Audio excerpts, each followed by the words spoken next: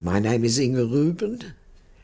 I'm 82 years old and I'm retired, and I look after my grandchildren during the holidays and keeps me busy. I was born in Germany. In 1938, we had to leave very, very quickly. My parents had a business making covered buttons for the clothing trade in Berlin. And we lived on what was a busy road, and almost a daily basis the Nazis would march up the street. My father got into the habit of going upstairs before, at the time he knew they were going to come, turning on the record player and playing the funeral march with the windows open so they could hear it. It obviously, as you can imagine, did not make him very popular with the Nazis. My mother worked in the factory. She managed the place. And every day about 10 o'clock in the morning she would go down to the local cafe and have her cup of coffee, get away from the factory for half an hour and have veg out. She became friends with the local policeman. So one day in September 1938, she was going down to the cafe.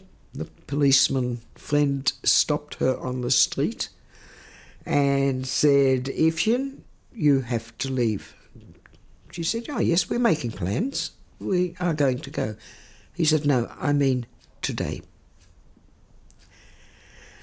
And Mum said, "Oh, you can't do that. It's impossible." He said, "You've got to go today. They're coming to get your husband tonight."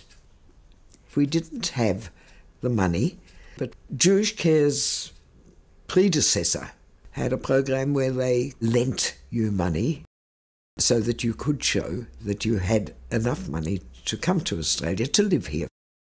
Without that, we wouldn't have been allowed in. We just couldn't take what we had. So we packed up a suitcase each, went to my grandparents where we had dinner and then caught a train to Amsterdam. My uncle stayed at our flat overnight. About 2 o'clock in the morning, there was a knock on the door and they'd come for my father. Now, that policeman really saved our lives. I have been asked, were we able to thank him? And I said no, because it would have put his life in jeopardy. So he never knew. I guess he knew that we got out. There are a lot of unsung heroes, if you can call it that, in Germany that you never hear about. If the Jewish welfare had not helped us, I don't think any of our family would be alive now.